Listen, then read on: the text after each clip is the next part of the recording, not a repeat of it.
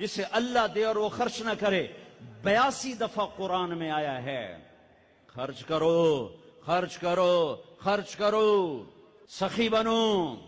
اللہ کی سخی سے دوستی ٹوٹتی نہیں اور کنجوس کے ساتھ دوستی لگتی نہیں۔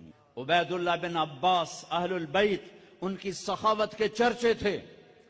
کسی نے پوچھا آپ نے اپنے سے بڑا سخی بھی دیکھا ہے؟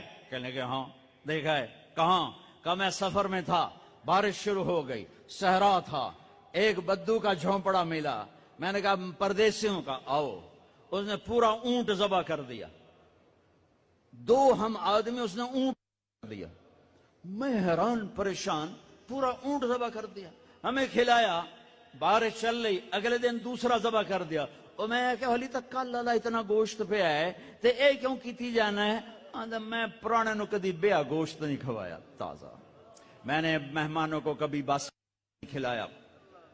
تیسرا دن آیا، بارش تھی، تیسرا اونٹ ذبح کر دیا۔ کہ میں 7 دن بارش ہوتی رہی، میں وہاں پھنسا رہا، روزانہ نیا اونٹ ذبح کر کے مجھے کھلاتا رہا۔ انہیں کتنا کھاونا ہے؟ 1 سیر 2 سیر؟ کہ بس یہ ہم سکھا لیں گے۔ میرا مہمان باسی روٹی نہیں کبھی کھایا کرتا، کہ وہ مجھ سے بھی بڑا سخی تھا۔ حاتم تائی سے کسی نے پوچھا اپنے سے بڑا سخی دیکھا؟ کہاں دیکھا ہے؟ ایک رات سفر میں تھا، رات ہوئی، ایک نوجوان بدو کے گھر اترے، اس نے بکرا ذبح کیا اور اس کا گوشت بنایا، اس کی سری لایا تو میرے منہ سے نکلا سری بڑی بڑھیا بنی ہوئی ہے۔ اس کے بعد ہمیں نہیں پتا، اور اس سریاں لا لا کے بھون کے کھلاتا رہا، کھلاتا رہا، کھلاتا رہا۔ جب صبح ہوئی تو ہم نے دیکھا 100 بکرے ذبح کر کے ہمیں کھلا دیے تھے۔ کل کائنات اس کی 100 بکرے تھے، میں کہا ایک ہی کی تھے، پرانے دا شوق تو پورا کرنا ہے نا۔ تو کہنے لگے حاتم تائی، میں نے کہا اس کو 100 اونٹ انعام دے دیے جائیں۔